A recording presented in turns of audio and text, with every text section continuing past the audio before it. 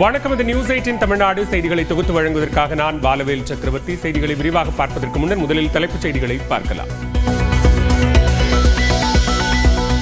தமிழகத்தில் சட்டமன்ற தேர்தலையொட்டி வாக்குச்சாவடிகளின் எண்ணிக்கை 74,000 உயருகிறது.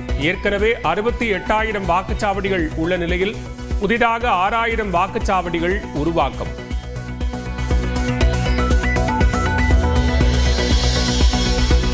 தீபாவளியை முன்னிட்டு சென்னையில் இருந்து தெற்கு மற்றும் மேற்கு மாவட்டங்களுக்கு செப்டம்பர் 28 முதல் 6 சிறப்பு ரயில்கள் இயக்கம். நாளை முதல் முன்பதிவு தொடக்கம் என தெற்கு ரயில்வே அறிவிப்பு.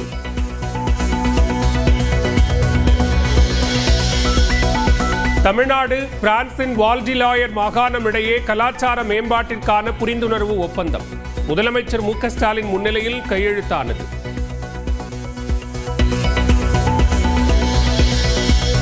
டெல்லியில் குடியரசு துணைத் தலைவர் CP ராதாகிருஷ்ணனை சந்தித்து எடப்பாடி பழனிசாமி வாழ்த்து. அமித்ஷாவை இன்றிரவு 8 மணிக்கு சந்திக்க உள்ளதாக தகவல்.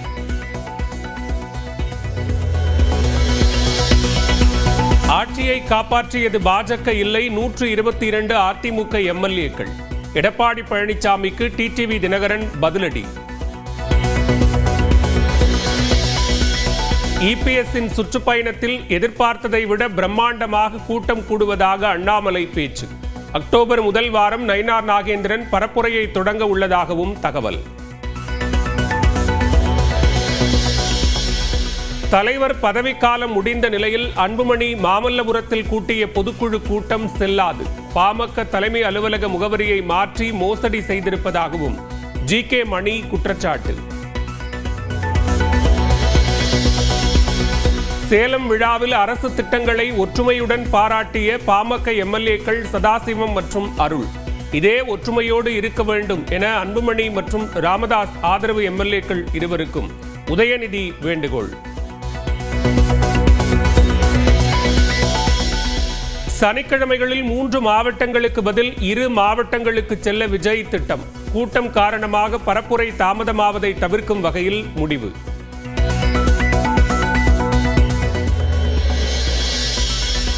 ஈரோடு, சேலம், தருமபுரி, கிருஷ்ணகிரி, திருவண்ணாமலை உள்ளிட்ட 10 மாவட்டங்களில் இன்று கனமழைக்கு வாய்ப்பு. நாளை 19 மாவட்டங்களில் கனமழை பெய்யும் என வானிலை மையம் தகவல்.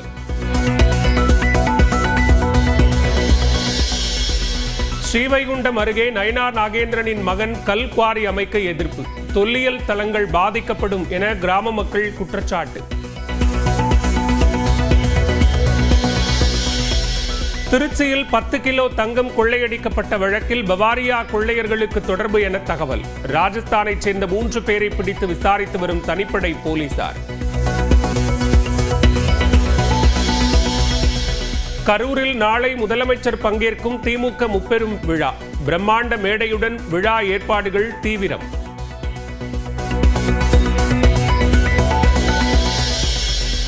சென்னையில் முதல் முறையாக சவரன் 82,000 கடந்த ஆபரண தங்கம். ஒரே நாளில் சவரனுக்கு 560 ரூபாய் உயர்வு.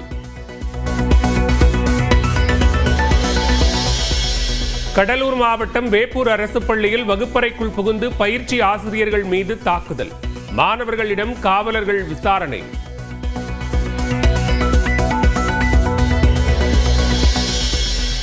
உத்தராகண்டில் தேசிய நெடுஞ்சாலையை பெயர்த்தெடுத்த பெருவெள்ளம்.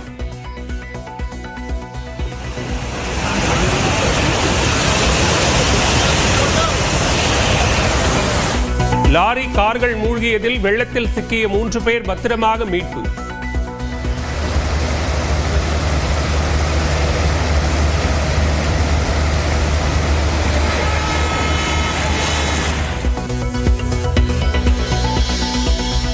இமாச்சல பிரதேசத்தின் மண்டியில் பேருந்துகளையே தூக்கி வீசிய வெள்ளப்பெருக்கு.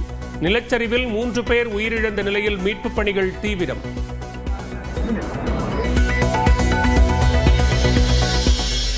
சூதாட்ட செயலியை விளம்பரப்படுத்திய வழக்கில் முன்னாள் கிரிக்கெட் வீரர்கள் யுவராஜ் சிங், உத்தப்பாவிற்கு அமலாக்கத்துறை நோட்டீஸ்.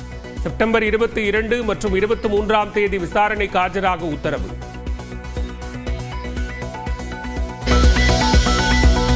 தமிழகத்தில் சட்டமன்ற தேர்தலையொட்டி வாக்குச்சாவடிகளின் எண்ணிக்கை 74,000 உயருகிறது. ஏற்கனவே 68,000 வாக்குச்சாவடிகள் உள்ள நிலையில் புதிதாக 6000 வாக்குச்சாவடிகள் உருவாக்கம்.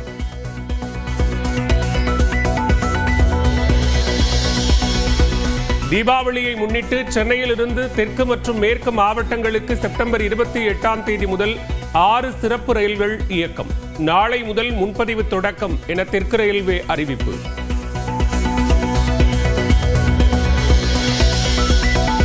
தமிழ்நாடு பிரான்சின் வால்டிலாயர் மாகாணம் இடையே கலாச்சார மேம்பாட்டிற்கான புரிந்துணர்வு ஒப்பந்தம் முதலமைச்சர் மு க ஸ்டாலின் முன்னிலையில் கையெழுத்தானது.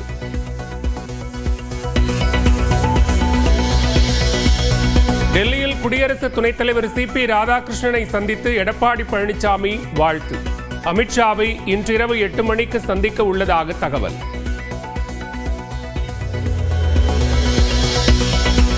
ஆட்சியை காப்பாற்றியது பாஜக இல்லை, 122 அதிமுக எம்எல்ஏக்கள். எடப்பாடி பழனிசாமிக்கு டிடிவி தினகரன் பதிலடி. இபிஎஸ்ஸின் சுற்றுப்பயணத்தில் எதிர்பார்த்ததை விட பிரம்மாண்டமாக கூட்டம் கூடுவதாக அண்ணாமலை பேச்சு. அக்டோபர் முதல் வாரம் நயினார் நாகேந்திரன் பரப்புரையை தொடங்க உள்ளதாகவும் தகவல். தலைவர் பதவிக்காலம் முடிந்த நிலையில் அன்புமணி மாமல்லபுரத்தில் கூட்டிய பொதுக்குழு கூட்டம் செல்லாது. பாமக தலைமை அலுவலக முகவரியை மாற்றி மோசடி செய்திருப்பதாகவும் ஜி.கே. மணி குற்றச்சாட்டு. சேலம் விழாவில் அரசு திட்டங்களை ஒற்றுமையுடன் பாராட்டிய பாமக எம்எல்ஏக்கள் சதாசிவம் மற்றும் அருள். இதே ஒற்றுமையோடு இருக்க வேண்டும் என அன்புமணி மற்றும் ராமதாஸ் ஆதரவு எம்எல்ஏக்கள் இருவருக்கும் உதயநிதி வேண்டுகோள். சனிக்கிழமைகளில் 3 மாவட்டங்களுக்கு பதில் 2 மாவட்டங்களுக்கு செல்ல விஜய் திட்டம். கூட்டம் காரணமாக பரப்புரை தாமதமாவதை தவிர்க்கும் வகையில் முடிவு.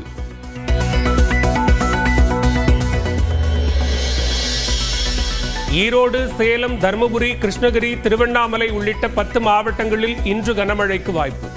நாளை 19 மாவட்டங்களில் கனமழை பெய்யும் என வானிலை மையம் தகவல்.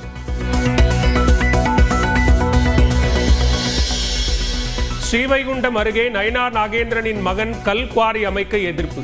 தொல்லியல் தலங்கள் பாதிக்கப்படும் என கிராம மக்கள் குற்றச்சாட்டு. திருச்சியில் 10 கிலோ தங்கம் கொள்ளையடிக்கப்பட்ட வழக்கில் பவாரியா கொள்ளையர்களுக்கு தொடர்பு என தகவல். ராஜஸ்தானைச் சேர்ந்த 3 பேரை பிடித்து விசாரித்து வரும் தனிப்படை போலீசார். கரூரில் நாளை முதலமைச்சர் பங்கேற்கும் திமுக முப்பெரும் விழா. பிரம்மாண்ட மேடையுடன் விழா ஏற்பாடுகள் தீவிரம்.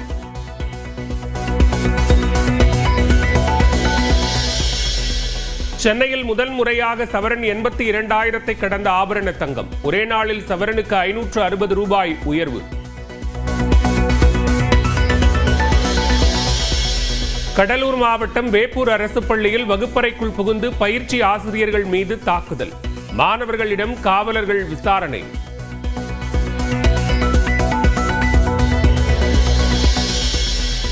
உத்தராகண்டில் தேசிய நெடுஞ்சாலையை பெயர்த்தெடுத்த பெருவெள்ளம்.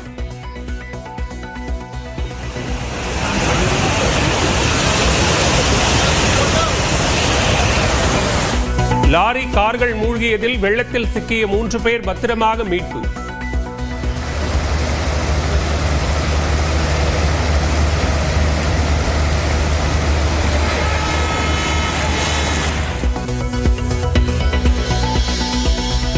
இமாச்சல பிரதேசத்தின் மண்டியில் பேருந்துகளையே தூக்கி வீசிய வெள்ளப்பெருக்கு. நிலச்சரிவில் 3 பேர் உயிரிழந்த நிலையில் மீட்புப் பணிகள் தீவிரம்.